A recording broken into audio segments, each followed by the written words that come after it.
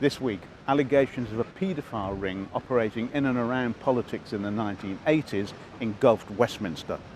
The Home Secretary set up 2 investigations. There were allegations of files gone missing, and the head of the new inquiry was under pressure to quit even before it had started. Allegations of a paedophile ring involving powerful people and senior politicians have been around since the 1980s. But in the wake of the Jimmy Savile and Rolf Harris cases, they've been revived with growing demands for action from MPs led by Labour's Tom Watson and Simon Danczuk. They are concerned that an internal Home Office inquiry last year discovered 114 files on the issue had gone missing, and they wanted to get to the bottom of it.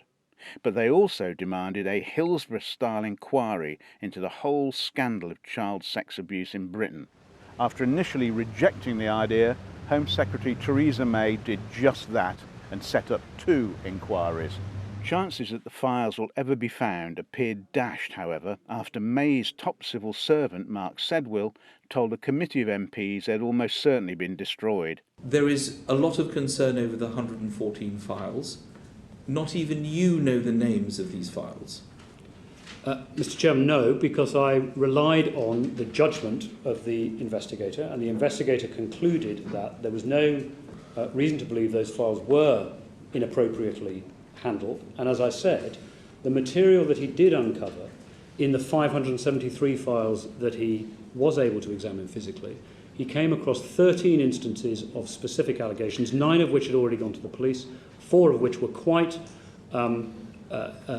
ephemeral, and which we handed to the police when he discovered them. So I relied on his judgment of what was suitable. And even before the inquiry started, MPs called on the head to stand down because of her family links to the original investigations.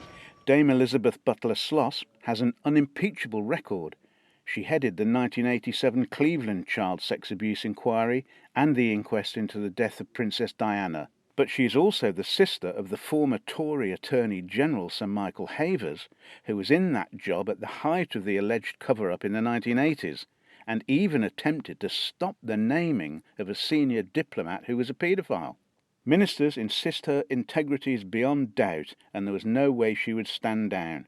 But the pressure continues to mount amid claims it is the establishment investigating the establishment. And that's it for this week. To keep in touch with all the political news from Westminster, go to ibtimes.co.uk.